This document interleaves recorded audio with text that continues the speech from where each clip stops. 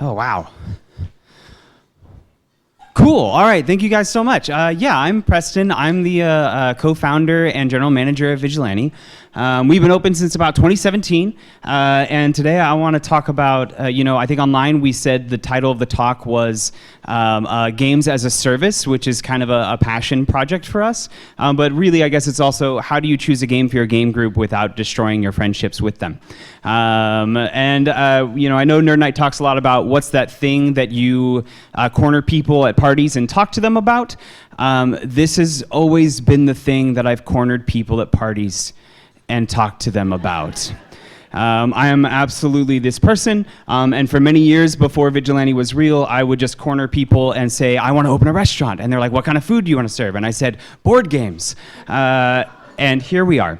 So before we get started, I just need your help. We're going to do kind of a quick scratch poll. I need you to think of 3 things for me. Number 1, think back to your very first grown-up modern board game that you've ever played. And don't overthink that. When I say modern, I mean like made in the last 100 years or so maybe not like a chess or a checkers. And when I say grown-up, I mean games that aren't targeted towards small children, like Candyland or a Chutes and Ladders or Hungry Hippos. Right? Once you've got that in your mind, did you enjoy that first experience, or did you actually not enjoy that experience? And then finally, if somebody were to say, yo, I want to play that game with you today, would you be thrilled to play it again today? And we're going to take like 10 seconds. Literally, I'm probably going to count down. Share that with one person sitting next to you. Don't take turns around your whole table. You don't get that kind of time. But you can take 10 seconds. Just share with the person sitting next to you. Ready, go.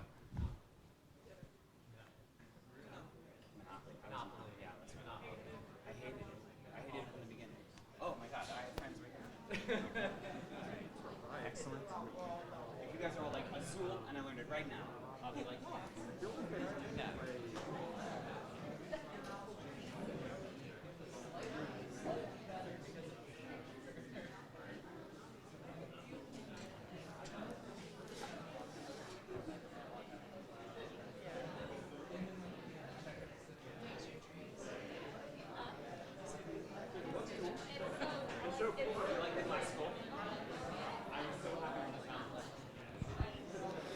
That's about 30 seconds. So 3, 2-ish, maybe 1.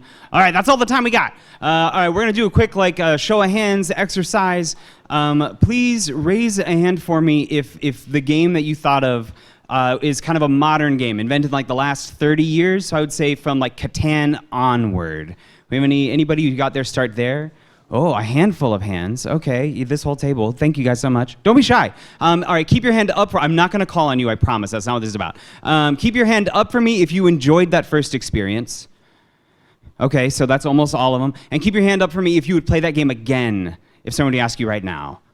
Almost all of them. Okay, thank you so much. Raise your hand for me now if your game is older than Catan, like a Monopoly or an Uno or a parlor game. Okay, keep your hand up for me if you enjoyed that experience. All right, and keep your hand up for me if somebody were to say, I would play that game again right now, you'd be thrilled to play it again. Now we got maybe I feel a 50% drop off compared to a 20. It's a rough poll. Was anybody Monopoly specifically? Okay, and let's do the thrilled to play it again Monopoly crowd. Hands up or down. Yeah, we got 2 people. If you would be thrilled to play Monopoly again right now, keep your hand up. Yeah, all right. These 3 people are all friends. And the rest of us are terrified of playing Monopoly. And I want to talk a little bit about Monopoly. Monopoly is a fascinating game. I promise this is very relevant to our conversation today. Monopoly was actually invented, or first patented in 1906 by a really ingenious, super badass, kind of firebrand feminist named Elizabeth Maggie. I've only read it. I've never said it. Cool. And she republished it in 1926 with 2 games in one box. One game was called Prosperity, and the other game was called The Landlord's Game. And Landlord's Game is this is the board for it, and this is actually is the closest of the 2 games to what we know to be modern Monopoly. And she designed the game very explicitly to try and teach two competing political theories at the time. And if you're a board game aficionado or historian, please forgive me for just painting in such broad strokes right now. But Elizabeth had a pretty anti-capitalist streak in her. That was hugely important to her, and that was the goal of the game. And at the time, if you were to play Monopoly, you might take a copy to somebody's house, you would show it to them, and if they liked it, they wouldn't go out and get one. They would make their own. They would like take a piece of linen and draw with crayon on it to make their own board, because they didn't want to sell to the big press. They needed to keep it like to the people, you know? And eventually, you know, the game kind of spread organically across the country until some dude, of course, found the game and was like, this is my game, I invented Monopoly. Changed the name and republished it. I know we're broad strokes here, and you know, I would be very bold in saying I think it was stolen by Parker Brothers, but whatever, that's not the point of our conversation today. The point is that she sold her patent to Parker Brothers for $500, and she said, as long as these two games are being sold together, I would be really thrilled, because I just want my message to get out there, right? And ironically, that ended up not being true very quickly.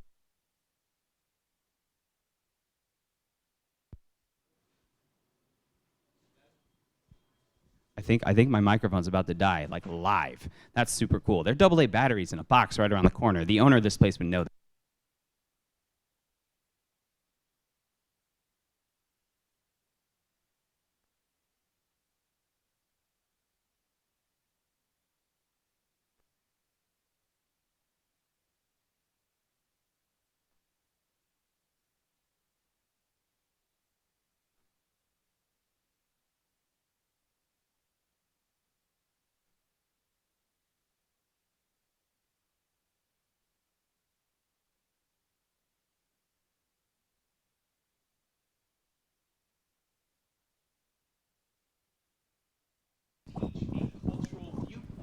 It is a product of its time and place. And so unless you were really into like 1906 political theory, you might find the themes of Monopoly to be a little less accessible to you than the people who enjoyed it in its day. And then of course the capitalists won and sold a bazillion copies of it. So here's why I want to bring this up. Games are intimidating. And this is something that we talk a lot about, that we try and overcome at Vigilante. It's been the thing that we've always tried to solve. And a lot of it is because there's so much rules and jargon. Even early board games like Monopoly was really popular among university students. That was kind of its target audience. And then people had bad experiences with these games that became classics that weren't necessarily fun for them, but you know, that's just what people always played. And so our question was, how do we turn that experience around? You know, earlier I said I would corner people at parties and be like, I would want to open a restaurant devoted to board games. And people would say, Monopoly? That 80% of the time, that would be the game that they would bring up. And to the point where I had investors saying, who's your audience? If all these people are saying it's Monopoly, like, who wants to play these modern board games?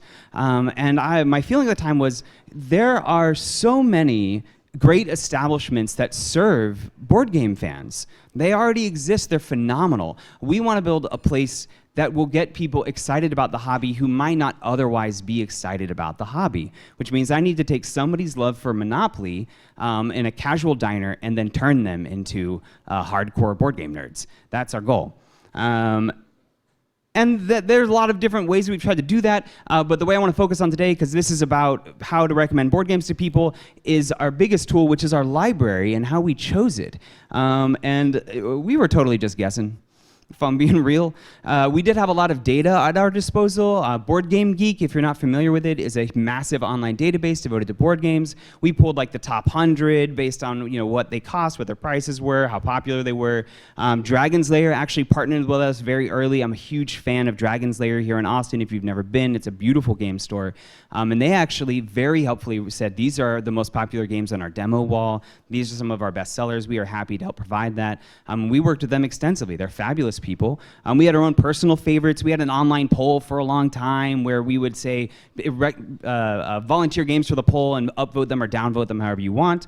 And we tried that. We brought out this initial game menu, and reception was positive but mixed. We hadn't quite figured out how to get you can't just bring in somebody who loves Monopoly and say, we're going to learn Catan right now, all 30 minutes, 40 minutes of this teach, and get them excited about it, is what we discovered. So that initial library had pitfalls, but we listened to people, we learned from them, and we figured out what they liked. And this is, there ended up being 4 or 5 games that were really critical to us kind of learning our method of teaching and recommending games to people. And I'm going to talk about the 4 big ones and kind of what we learned from them in the hopes that you can take some of that information away and recommend games to your own group. The first game I want to talk about is a game called Shit Happens. Shit Happens was sent to us by the publisher as a demo copy. We put it out on our menu for fun because we played it once and we liked it. And the ethos of the game is very straightforward. You start with 3 cards face up in front of you. Every card has a number on it, which indicates how miserable the event on the card is in life. So for example, one card might say you stub your toe, and that has a misery rating of a 1, compared to you get stuck in an elevator for 20 hours listening to Mariah Carey's Christmas music on repeat the entire time, which might have a misery score of 20. And people loved this game. It would get checked out every night. We ended up having to buy 3 copies for it. I still have copies of it. Maybe it was the title, maybe it was the subject material. It took us a long time to figure out, why was this? And even initially we were this is barely a board game. Is this really what we want to represent us? And what we learned is, first of all, Shit Happens shakes up people's preconceptions about what board gaming is. When I put that game in front of them, they're no longer thinking and dreading the idea that they're about to have to play some heinously complicated, in-depth thing. They kind of say, oh, these are cards, and they're funny, and these are conversations that we can have that have mechanics attached to them, which are mechanics or rules to the game, right? And the second thing we learned is the value of a warm-up game. A lot of times you show up to game night and we're going to play a really intense game, so we all sit down, we crack open the rule book, and we get started. But Shit Happens is a game you can play in 15 minutes, which gets people into the mindset of, I have to learn a thing today, right? And once they get over that mountain, suddenly it is a lot more easy to get them to say, well, now you're going to do this with cards instead, right? And then finally, and I can't stress how critical this is, Shit Happens might not be the funnest game, but it makes people fun. Shit Happens allows you to talk about weird life events. It allows you to compare notes. It gives you conversation starters. It gives you tools to have a conversation with someone. And everybody wants that. That is kind of a big part of being a person and being fun, is having conversations. And Shit Happens enables that. Everybody wants to be a good conversationalist. Shit Happens enables that. It makes them fun. And different people, being fun is different for different people, right? Everybody wants to be a good conversationalist. Not everybody wants to figure out how to take control of the desert planet Arrakis and eliminate their rivals. That's fun for me. I love that. That's one of my favorite games of all time. But that's not fun for everybody. Not everybody wants to master 1906 political socioeconomic theory in a board game. That's not necessarily what they're excited about. So find what your group is excited about and sell it to them. Which brings me to my next game. This is a game called Dragoon. We found Dragoon at the Austin South by Southwest board game thing in 2016, 2017. We bought 2 copies of it, and the pitch for the game is this. In Dragoon, every player is a dragon, and you fly around the countryside, burning down villages, taking their money, and fighting other dragons. And when I pitch that game, everybody wants to play it. It doesn't matter how hard it is. It doesn't matter how obtuse the rules are. That one pitch, people go, yeah, man, I want to be a dragon. That sounds great. Let's do it, right? I don't talk about the mechanics in the game, the rules, how long it takes, and none of that stuff. I sell them just on the theme. And if you don't play a lot of board games, the theme is what gets people hooked. The theme is what gets people to connect with the game personally, so that they are willing to tolerate having to learn a lot of rules. So another quick twist example of that is a game called Root. Has anybody ever played Root before? Yeah, Root is a woodland strategy. It's a strategy game. It's a world-conquering game where you play woodland creatures. It is so stinking cute, and it is the most brutal, cutthroat game I have ever played. And the theme does not convey what it is at all, but you get excited because you want to be a woodland warrior with a... Anyway, so pitch on theme. Game number 3 is a game called 5 Minute Dungeon. 5 Minute Dungeon takes 5 minutes to play. It is a team game where you have to work your way through a dungeon, and you do that by playing cards that have symbols that match the enemies that you're playing. I could teach it to you in 60 seconds if it's in front of you, and 5 Minute Dungeon is also widely popular. We still teach it today, and the thing that we learned from it is that it's a game that has very low stakes to walk away from. If you're trying to get somebody involved in the hobby, you need to be able to say, this isn't working, but that's fine. This game took 5 minutes. Let's try something else. If your first starter game is a 3-hour slog through something, you get 30 minutes in and you realize you're not enjoying yourself, the next 2.5 hours are miserable for everybody. So picking games that you have that kind of low stakes trial period is great. And then the second thing, and perhaps the most critical, is 5 Minute Dungeon taught us how important it is for a game to be learnable quickly. And I know that sounds so obvious, but if you don't play a lot of board games, and remember who our target audience is here, we're trying to get people excited about the hobby who might not be. You need a game where if you just look at it, you can kind of know what's going on. And we said 5 Minute Dungeon is almost a litmus test for us. Is this as easy to learn as 5 Minute Dungeon is? Then we know we got something interesting going on, right? And finally, a game called Forbidden Island. Has anybody here played Pandemic before, by any chance? Yeah, a lot of Pandemic players. Thank you so much. Forbidden Island is by the same designer as Pandemic. It's a team game in which 4 people, or 2 to 4 people, I guess, attempt to go to an island, take a bunch of treasure from it, and escape from the island before the island sinks underwater and you all drown and die. Right? The theme is fun. It's an adventure game, right? But what it taught us is that most people don't know that cooperative games are a thing. There are tons of board games where it is you versus the game, and you have to work together. And here's why that's so important. If you don't play a lot of board games, and you're intimidated by rules, learning the game while competing with someone makes you nervous about how they're wielding the rules against you. Right? So suddenly I'm afraid to ask questions because I don't want to give away my strategy, or I'm afraid to ask questions because So in a team game though, the more questions I ask, the more we all learn together, the better it is. So if you want to get somebody excited about learning more and more in-depth mechanics, doing that in a team environment is infinitely easier than in a competitive environment. And you'll also find if people don't play a lot of games, they don't know what kind of competitor they are.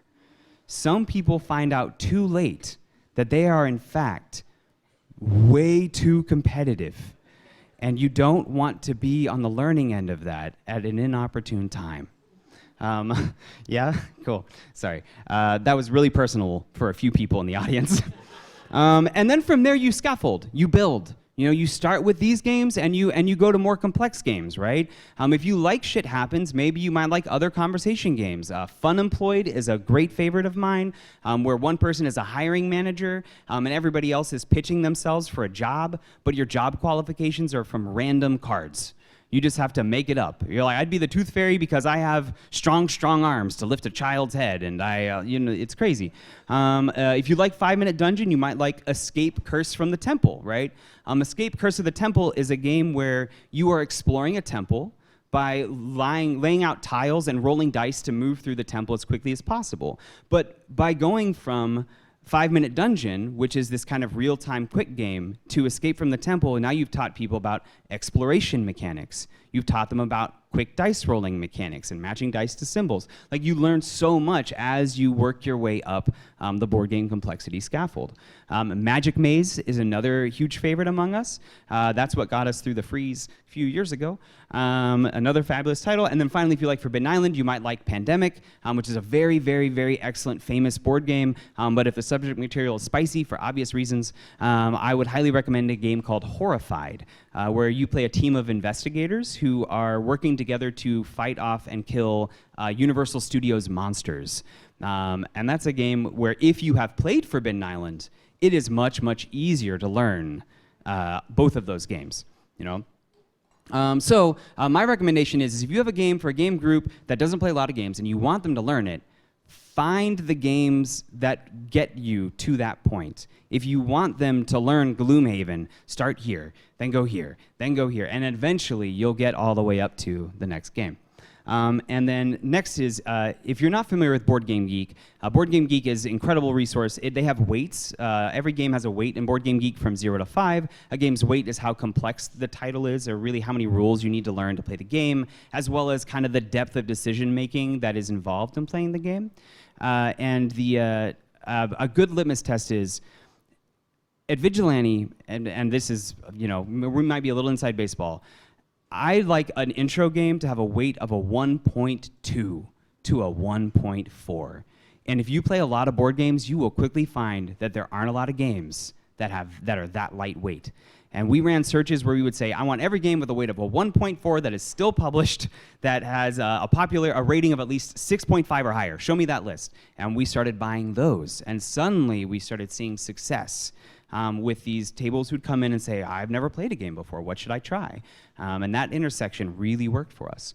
And then I think on our normal menu, our ceiling weight is like a 2.2 to a 2.4.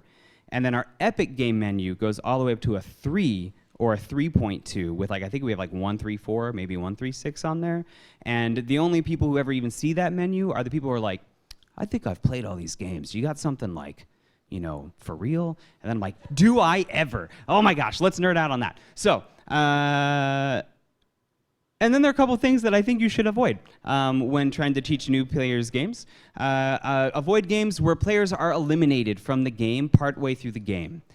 This is a really common mechanic in early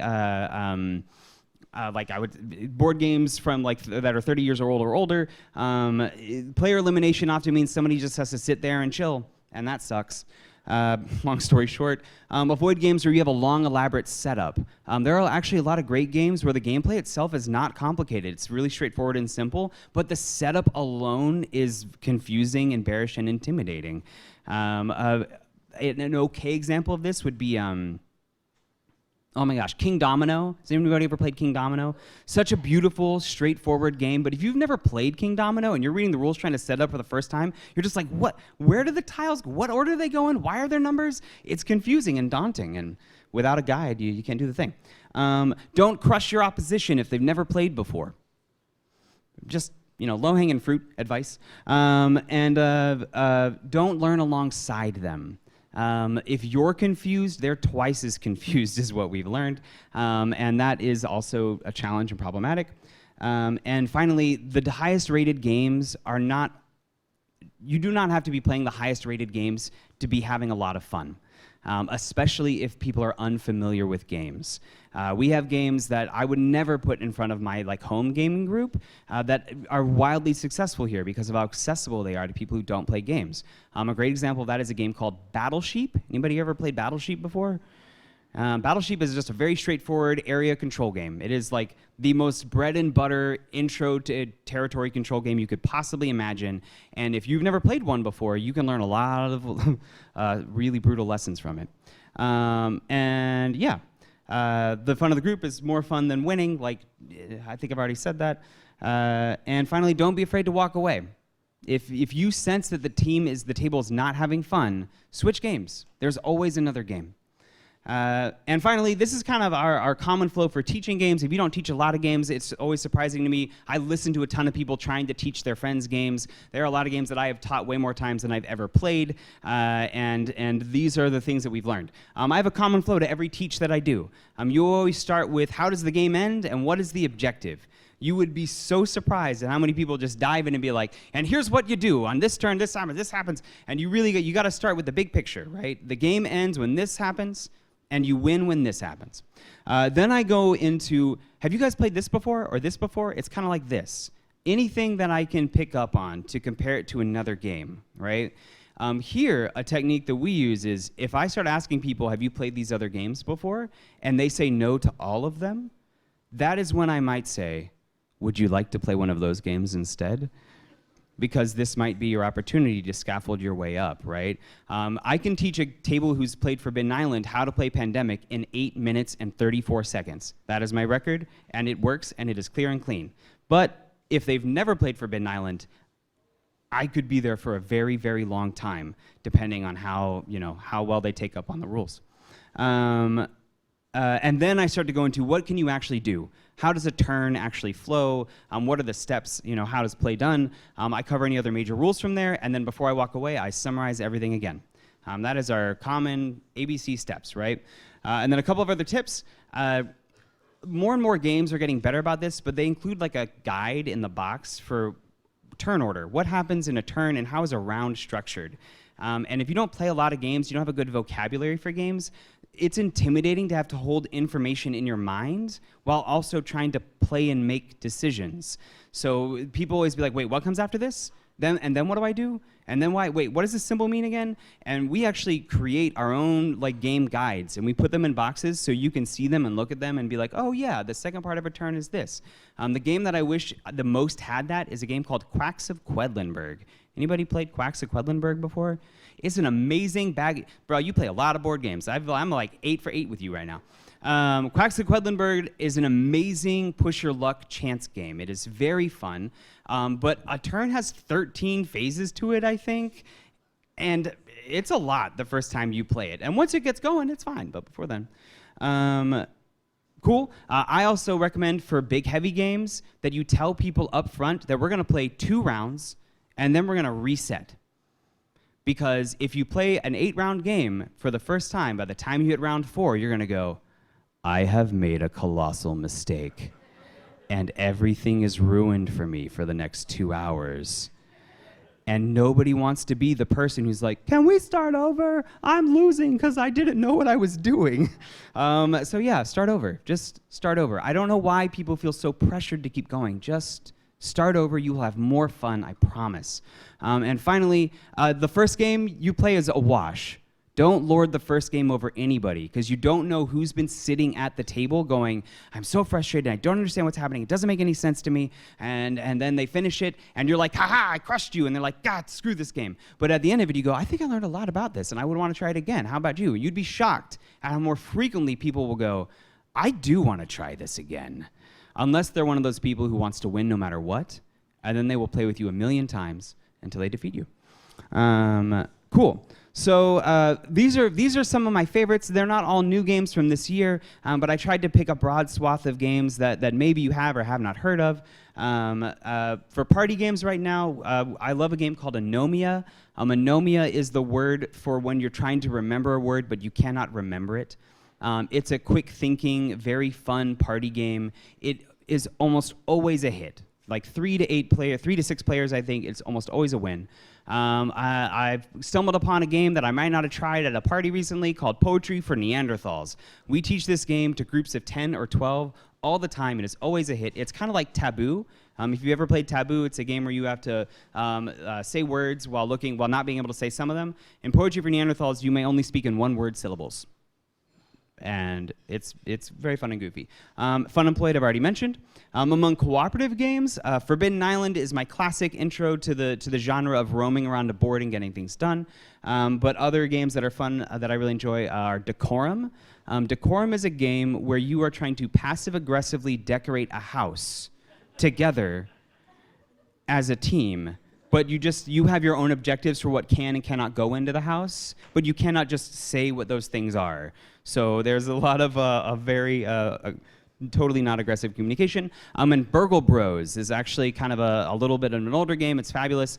You play a heist crew, like you're a team trying to rob a bank or a building or something. There are different scenarios.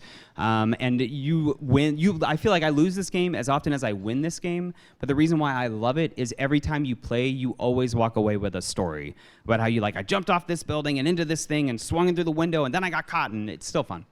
And then among competitive games, new games that we're excited about, a game called Cockroach Poker, which I know sounds gross, but it's really not a gross bug game. In Cockroach Poker, it's a bluffing game. So if you like anybody who plays poker, like if you have a poker player in your family and you want to get them off of poker and into board games, Cockroach Poker is your guy. And the fun twist is in Cockroach Poker, one person loses and everybody else wins. And so at some point during the game, everybody goes, "You're the one who has to lose. We think you're the one we can make lose." It's a very fun, silly dynamic. Cascadia, which I think run the Spiel des Jahres this year, last year, anybody remember? Is a very fun tile-laying card management game. It's adorable and very interesting if you like puzzly area control stuff. And then finally, my current favorite, which is 2 years old at this point, and I'm still obsessed with it, is a game called Dune Imperium. Dune Imperium is one of those games where 30 minutes before the end, nobody is saying anything. And your adrenaline is running so high that you kind of have mild shakes. And I know this is a board game, and I'm you're gonna just be on the edge of your seat. I'm for real, y'all. Dune Imperium. You heard it here first. Or not. Yeah, so those are some of my picks. That's kind of how we recommend games, some of our big lessons that we've learned. Questions? Can we just do I just say I'm done and now we do questions? Cool, yeah, I'm done. We like to do questions. Yeah.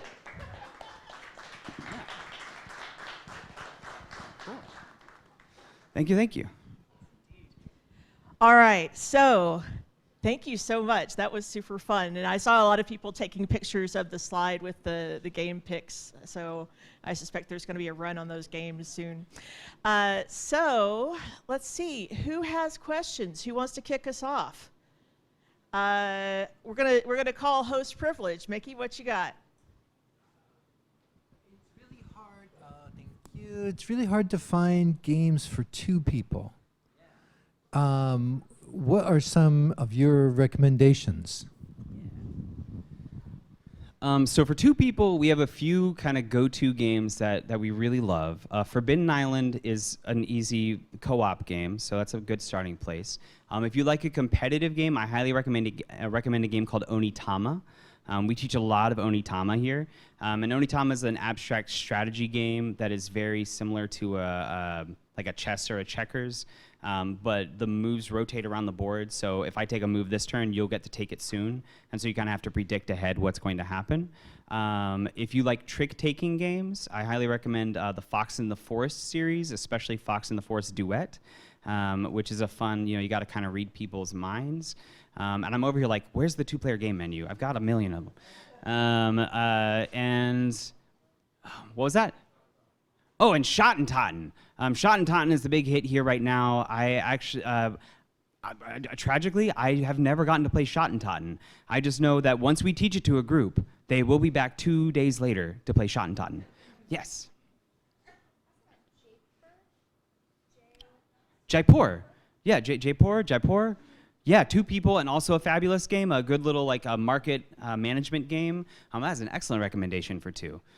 We also, I hate to, I'm not trying to sell anything, but we have a two-player game menu, and all of them are games, we don't have a big collection, we have a collection of games that we feel are great. And our two-player game menu, all of them are fabulous. Please look at it and give it a shot. Yeah.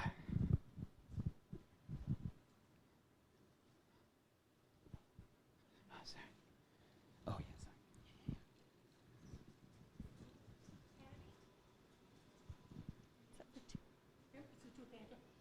Another game that they were saying for two players is Hanabi. Oh yeah. Or Hanabi. Hanabi. Yeah, I was gonna say I might be pronouncing that wrong. No, that's totally right. Hanabi is a game. It's a hidden an information asymmetry game where you have a hand of cards that you are not allowed to look at. So you can't see your own. It's like playing solitaire with a group, but you can't see your own cards. You can only see everybody else's cards, and so you have to give them hints. I personally cannot play Hanabi because I have the memory of a goldfish. And so part of the game is you'll point at somebody's hand and be like, that card is red. and 2 minutes later I'll be like, which one of these did you say was green? So, yeah. All right, we have a longtime friend of the show with a question, and I'm wondering what it's going to be about. Is it going to be about Dune? Actually, surprisingly, no, not about Dune. Okay. Actually, I have a two-player game I really enjoy, although some of the theme mechanics are easier for 2 players than other themes, is Flux. Because all the rules are right there, and it can be competitive, but sometimes you just accidentally give the other person the win, so. But I did have a question. You had Board Game Arena up on a slide, but you didn't say anything about it.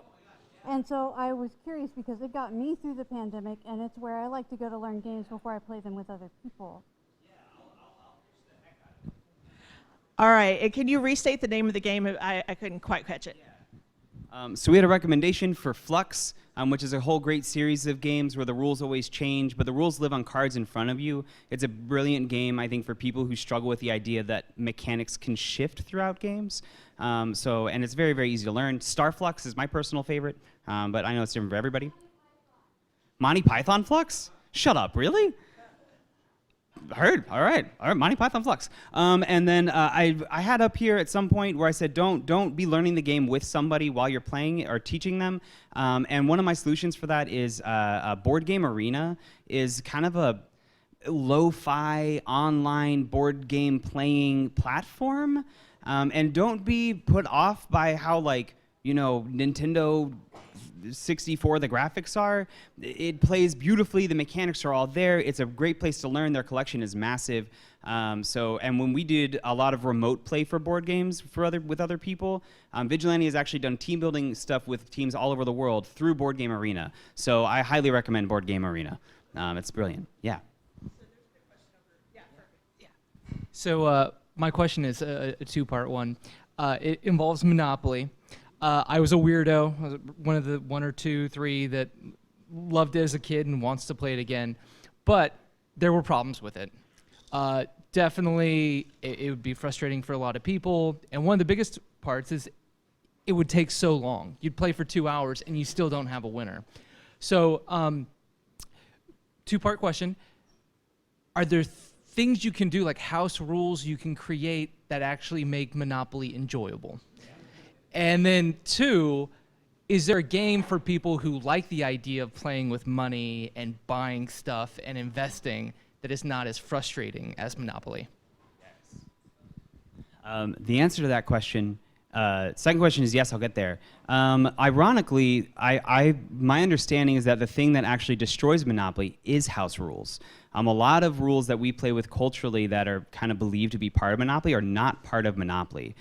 Free parking is famously one of them. Oh my gosh, anybody know any of the other ones?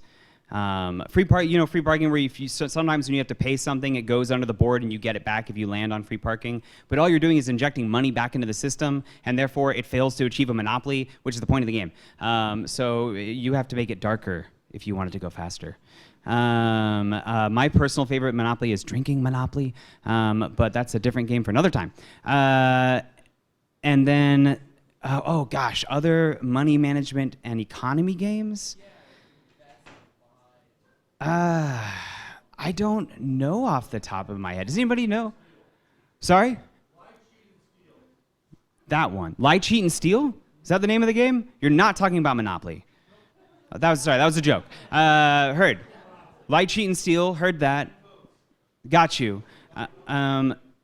There's also, no, that's a Catan. Man, I feel like there's a game like Finance, or is it Power Grid? Is Power Grid Monopoly-esque in the investment and growing of that? Brass Birmingham, maybe? I don't know about actual property management. Yeah. I hate Monopoly so much. I even drawing comparisons, I'm like, I don't know. I think one of the reasons why people often compare Monopoly to Catan is in Catan you're developing something, right? You're kind of building up. There's like a city building quality there. And then there's a risk management part of it where you're like, I'm trying to be sure that no matter what dice are rolled, I will get return on it. And if you like that, I recommend a game called Space Base. Space Base has a fabulous mechanic where every turn dice are rolled, every turn somebody gets something, but you kind of have to bet on where you think the money's going to go. Is a very rough analogy. I hope that's helpful for somebody. Yeah. We've got time for one more. We've got one more question. There was someone in the back in an orange plaid shirt that was like really had one, but no pressure. All right, what you got? Hey, thank you. Love the talk. This is great. I was going to say, I think the best way to make Monopoly fun is just make deals off of the table. So if, maybe you don't have enough to pay for landing on Boardwalk, but maybe you also need a back rub, like that's an option. That's a game. One of the things that I've been into lately are games that have a natural leader baked in, like a rules master or a game master, kind of in the same way of Dungeons and Dragons, but this is something like Blood on the Clock Tower. Are there other games that you know of that would be sort of more party-oriented, where someone is administering the game for other participants, so you get away from the competitive problem because there's an outside neutral party? Is this making sense at all?